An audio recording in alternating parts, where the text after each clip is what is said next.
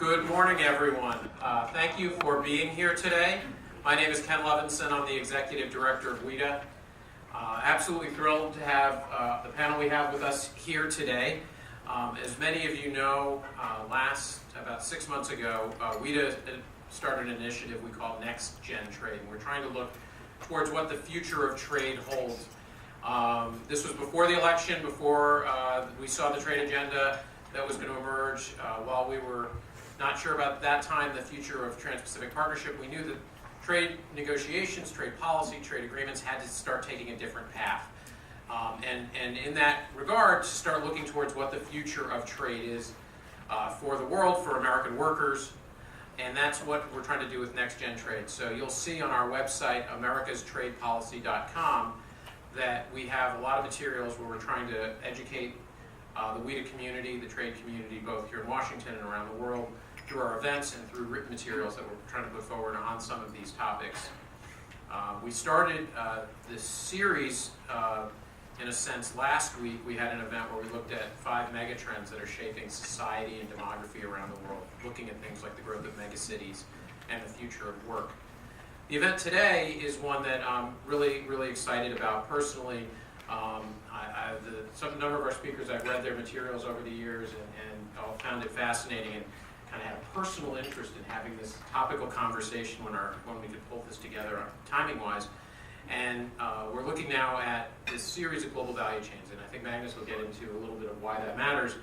This is just the beginning of a series. We're going to be looking at a whole host of issues across what are global value chains, from the services side to the information technology, to logistics. In fact, if you look in your handouts, we're announcing some upcoming events, and the next one in this series we'll be doing is we're going to be looking at an issue called blockchain. And when I mentioned it in the past, people sort of nod their heads that they have some basic familiarity with it, but not a lot of deep understanding. So we're going to try to sort of have a basic conversation about what is blockchain and what is the impact of that going to be for the future of trade.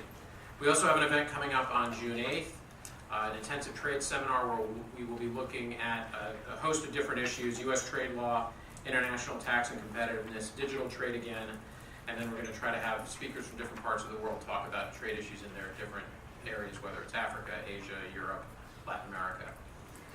We also have an event we're working on in the Next Gen series on the future of U.S.-Brazil trade relations. It's also going to be taking place in June, so take a look at your materials for that.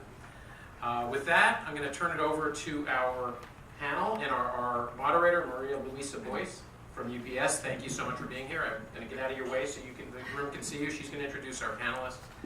And after we have our presentations, we'll have questions. Thank you. Ken, thank you so much, and it's really an honor to be here, and I want to thank WIDA for always putting events that are bringing key topics to the table, and today's topic is fascinating. And before I introduce the speakers, I want to maybe put a little bit of context of the great conversation that we're going to have. In my prior life, I was with U.S. Customs and Border Protection. I saw how things were changing so fast. We were seeing how the consumer was having an impact on the movement of supply chain. We saw how automation and electronic communication was a necessity, not an option, in order to remain competitive, in order to make decisions. But I also saw how that was going very fast and policy and regulation was staying very slow behind, not moving at the same pace. And then I am now with UPS and talk about time, right? Time, movement, innovation. Our company is a company that has to constantly be innovative and constantly be thinking about automation and innovation, constantly be thinking about how are we moving, how are we integrating value chain dynamics.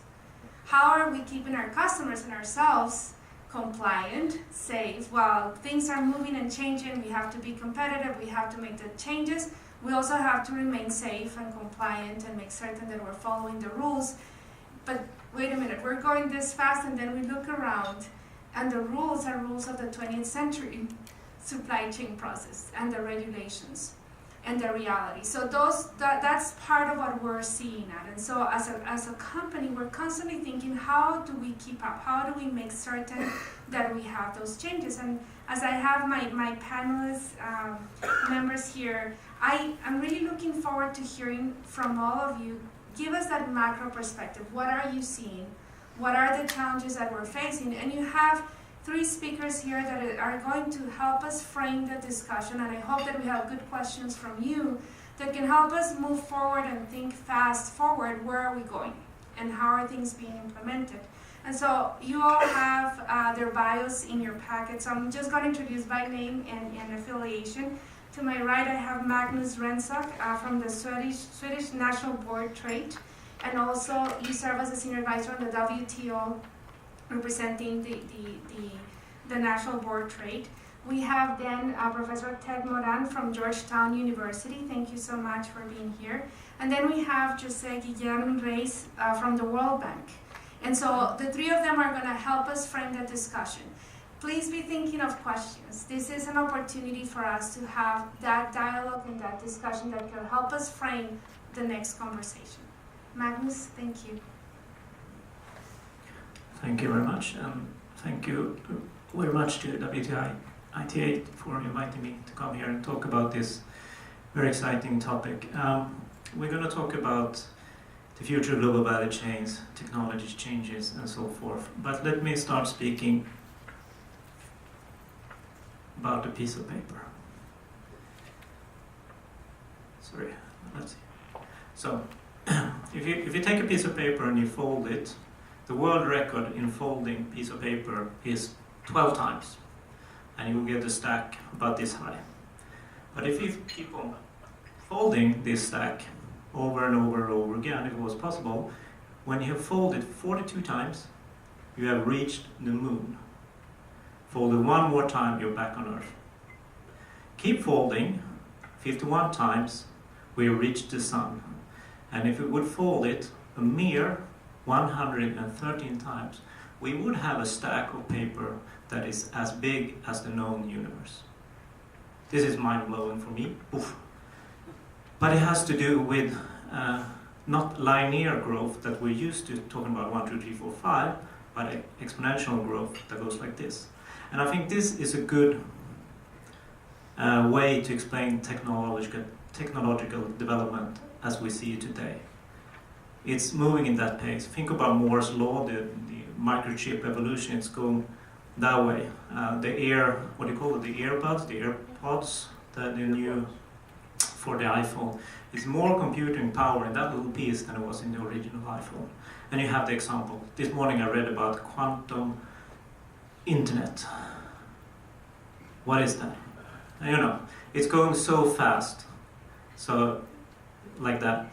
And business have opportunities here, and we see businesses changing and adapting, of course not in the same pace, but perhaps more linear, but using these opportunities to innovate new products and new business models and so forth. And then, as Maria said, we have trade policy, and that perhaps goes like this, if nothing else. But and I'll get back to that. That's not necessarily a bad thing. That trade policy is not moving at the same speed as technology is not necessarily a bad thing, and I'll come back to that in a minute. So I want to talk to you about global value chains, the drivers, the technology, some of the technology that drive this forward, and also end up with talking about trade policy and where we need to go in the future from my point of view. So, just a minute on global value chains. I mean, all products and services that are produced in the world are part of a global value chain. If you can take just example, a very easy example. So you have the raw material on one end. You use that to build an intermediate good. You move that away to an assembly point where it's assembled into final good and move there to the customer. And that's basically a very simple model of a global value chain. And all products do this. Usually take a car, you will have thousands and thousands of intermediary goods and intermediary services going to these assembly points and then sold from there around the world. So that's just a basic very basic model of a global value chain, and this basic model that if you go to Geneva and WTO, that's what trade negotiation will think about when you talk about global value chain. But this is changing, and it's changing rapidly.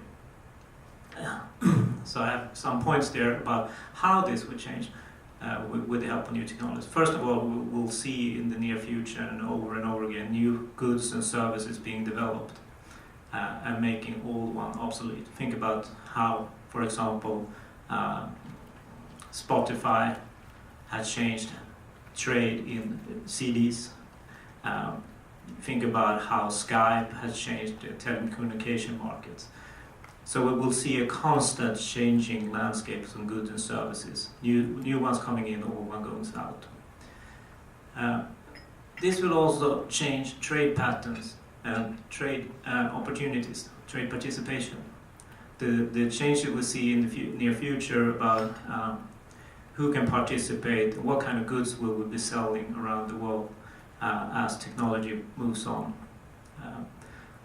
A few weeks back there was a big ad in Sweden, H&M, the clothing store, launched a new series of clothes made of recycled plastics. So compare that if you think about a traditional global garment value chain, perhaps it's made in Bangladesh and shipped from there to the stores here. How will that pay out when you start making clothes out of plastic or nanotechnology, when that comes up and so forth? It's going to change who trades with who and who can participate in this.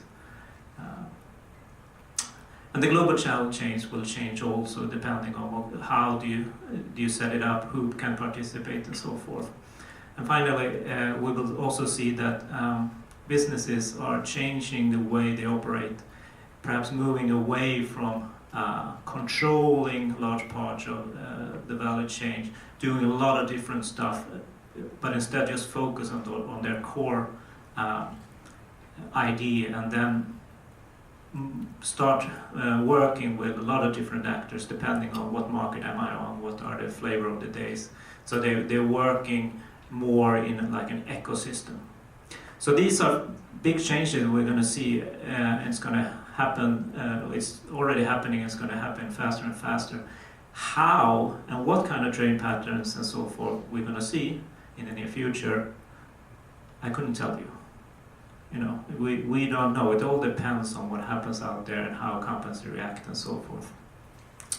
We can talk about a little later on indicators that can at least give us an educated guess where we're moving. But we're going to see changes of the global value chains from a very simple, stable, linear process to a very flexible and fast-moving, fast-changing world where companies are changing partners and so forth very rapidly. And new goods and services is coming in. Some of the drivers behind this I have here, and these are very important issues to recognize. First of all, platforms.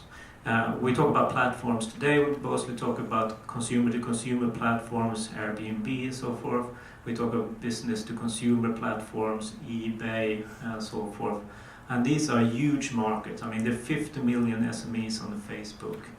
And, eBay, if you read their studies on how small companies use eBay platforms to reach, traditionally we would say that companies export to an average 5 different countries. Now we see them exporting to 20 to 40 countries. And that's stable export, not just once-off export. So it's changing the landscape of who trades with who and who can trade with who, especially for small SMEs.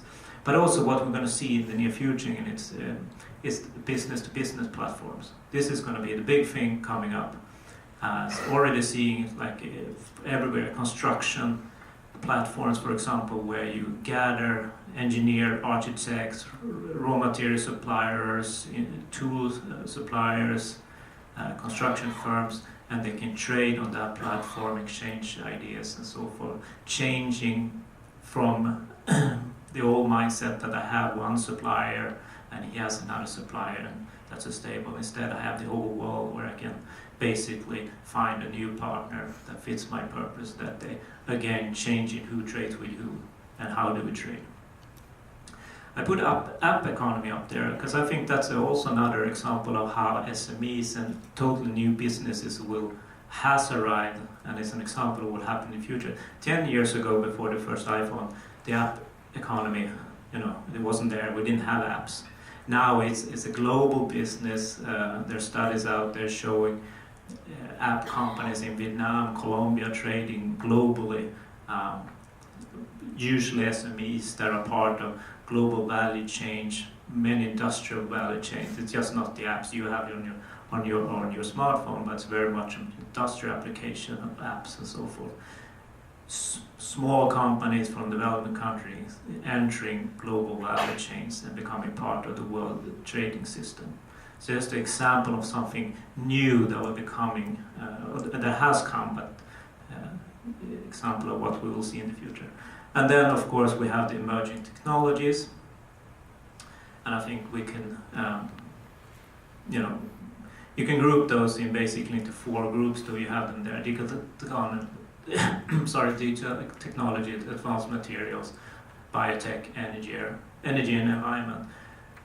So these are 4 main fields of new technologies, and I said, the speed is going. We're folding papers very fast, and we're having new technology every day. We're talking about flying taxis now. Who talked about flying taxis 1 year ago? You see the technology moving there, especially if you combine all these 4 together, you will have a massive change in how and what we produce and sell and how we do it. So this is obviously going to change everything, how we do things, who do we trade with, who trades, which countries trade with each other, and how is things produced. So let me exemplify this with 3D printing. We did a study last year. There were some copies up there. There might be some left over there, where we looked at 3D printing and the future of trade. 3D printing is building an igloo. That's old school 3D printing. But the idea about 3D printing is that you move away from the traditional methodology of producing things, where you have a chunk of iron and you carve away and try to produce what you want to, the goods you want to produce. Instead, you have a raw material, an ink, if you want to use that word, that you put layer upon layer and you build what you want to do, like an igloo or Lego, if you have kids at home, or you used to play that when you were young. So this is a new way of building products. What we see is this changes a lot of what we're talking about, how things are produced and the value change, how they are set up. In the bottom there you have, it's a small print, but you can see the boxes. You would have the traditional one, where you have the raw material being processed into intermediate goods, going to an assembly point. From the assembly point you go to a distribution center and to the customer. And you have also intermediate services when you build this. Now, what happens in 3D printing is that you will only have 2 things you need. Well, you need a printer, and that's the assembly point in the production site here. But you have 2 inputs. One is the raw material, the ink, like could be anything from plastic or metal powders or whatever it is. And you have a digital file telling the printer what to print. So if you go back to my changes that I introduced, you see a lot of things changing. First of all, you remove a lot of intermediate products.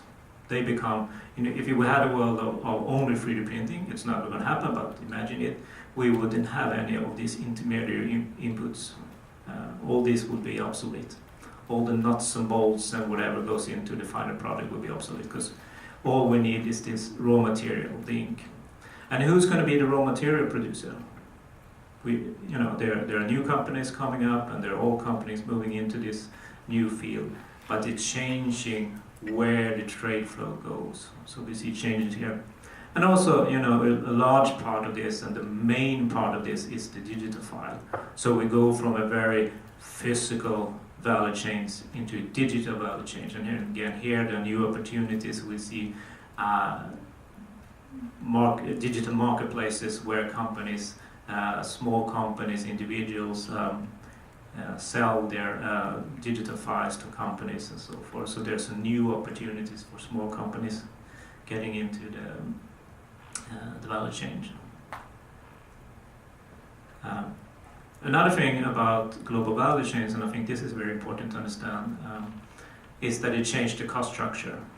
It used to be, traditionally when you think about producing, the idea is the more you produce of the same thing, the lower the cost. So you have this idea. So the best way is just to produce everything in one place and then ship it all over the world. That's the cheapest way.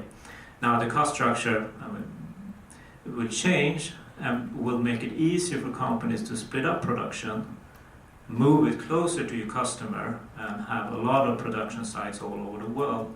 Because once you're set up shop, you have your production place in place, you want to change the product you're producing to fit the customer needs in that part of the world. All you need to do is basically change the digital file.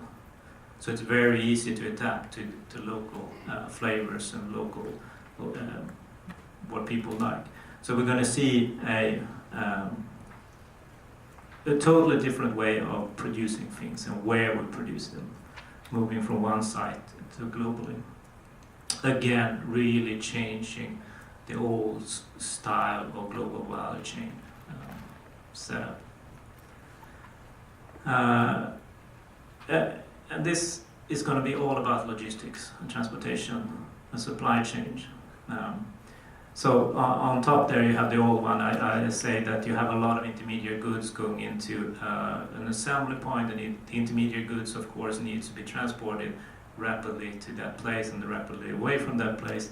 Now you have one thing going to numerous production sites. It could be even in your home. You can have a 3D printer at home. So instead of a product being produced in one place in China or Sweden and the United States, you will have it being produced in your home, which will be a totally new world for logistics. I just mentioned, Magnus, that we're going to put all your deck on our website so that people don't. I know you're all taking notes, but they can all see it when they have the event. Okay. So this is going to change again how the world will look. And finally, the question is: if you can produce things everywhere, do you need to do the producing yourself? So one idea is that the blockchain that Ken mentioned earlier, which is this transparent, tamper-proof technology that's evolving, that will give you full insight and full control. If you can use that technology, companies can basically just focus on their main task or developing new products, and then let numerous thousands of small producers all over the world produce it for them and sell it for them, and they will have full control. So we might see how companies are moving away from this big I do everything myself kind of idea to just basically just focus on developing new products and then have someone else to do it for them. So that's just an example. Again, value chains are going to change. How they will change, we don't know. These are some ideas how 3D printing might affect it, and I think the two gentlemen next to me will dwell deeper into this. But let's finalize a few minutes with WTO, if you allow me. You have. So I told my fellow panelists here that at UPS we like to be on time, always, and ahead of time. So you have 2 more minutes, Magnus. Fascinating, if I may, on that piece. Think about all of those supply chains and those processes. We love logistics, right? We are logistics, but we really have to rethink how do we think logistics, because of what you're seeing, right? And I love how it is all coming together. What is our responsibility as logistic providers, chain value integrators, to give that information to our customers? We're seeing a lot of business to consumer, to your point. Yes, I'm finishing here. Yeah. All right, so fast on trade policy. Like I said, trade policy is not changing rapidly, But that's not necessarily bad, because what we find out when we try to look at how does 3D printing work in the WTO with the regulations we have right now, we found this work quite well, because the WTO is quite flexible and takes care of a lot of issues. Now, there was some concern, there's some rules that were not really applicable anymore. You know, if you don't have any intermediary goods, the interest in tariffs goes down, for example. GATS, since it's much more digital, GATS will govern a large part of it. But then there were 5 areas, I'm not going to go into that right now, but where we saw that we have to maybe rethink. Beyond that, just to my last slide, these are areas where I think we need to start thinking more about building a WTO or a trade regulation that's adapted to this new environment. We need to rethink these issues to build a framework where these changes can happen without too many obstacles. So we need to look at technical issues like everything from e-signature and trade facilitation, digital infrastructure, and telecommunications regulations are key. I mean, this is the backbone of everything we will need to do. Competition policy, especially on platforms, you're locked in on a platform, can you move from there, and so forth. Investment policy, as I said, all these 3D printing, all the other technologies will make that we'll be able to move production closer to the customers. So investment policy will be important. Data transfers, of course, digital world, data transfers are hugely important. Source code, cybersecurity, we need to start talking about in the trade policy areas. How can trade policy support cybersecurity? And finally, 1 minute on what I believe to be the most important point, the movement of natural persons. It might sound strange when we talk about digital and technology and 3D printing and so forth to talk about people, but people are essence, and companies already today need to move people all over the world swiftly and without unnecessary burdens. So we need to start talking about people building the new digital world of ours. So I'll stop there and ask you, sorry for taking time. No, thank you so much. And fascinating perspective, an overview of how global value chains are changing, technology, the regulations, the policy approach. And we'll talk more about the movement of people, right? Because you make a very important point.